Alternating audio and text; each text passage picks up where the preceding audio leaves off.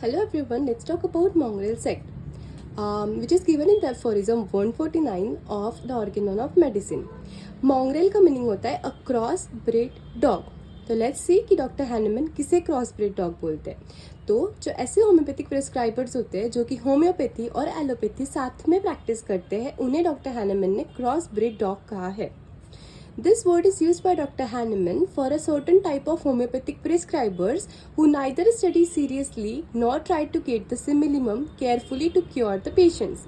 तो ये ऐसे होम्योपैथिक प्रिस्क्राइबर्स होते हैं जो कि अपने पेशेंट्स का प्रॉपर केस टेकिंग नहीं ले पाते और एक प्रॉपर सिमिलिमम तक नहीं पहुंच पाते, जिनसे कि उनको उनके केसेस में रिजल्ट नहीं मिलते और इसका ब्लेम वो होम्योपैथी पे डालते हैं. उनके फेल्यूर का ब्लेम जो होम्योपैथी पे डालते हैं, ऐसे लोगों को उन्होंने मॉन्ग्रेल सेक्ट कहा है और जो कि बाद में एलोपैथी के टूवर्ड्स शिफ्ट हो जाते हैं.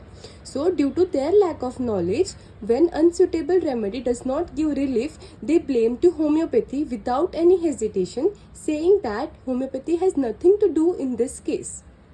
The selection of homeopathic remedy which is the most similar requires a great amount of circumspection and serious deliberation. तो बहुत सारे रीजंस हो सकते हैं जिनके वजह से वो एक प्रॉपर सिमिलिमम तक नहीं पहुंच पाते. सबसे important is because of their lack of knowledge. Homoeopathic proper case taking नहीं ले पाना पेशेंट की, या फिर पेशेंट की जो लैंग्वेज है उसको रूब्रिक्स में नहीं कन्वर्ट कर पाना. बट इन सब का जो ब्लेम है वो होम्योपैथी पे डालते हैं. But some homeopathic physicians, without going into the details of the case, employ medicines which are in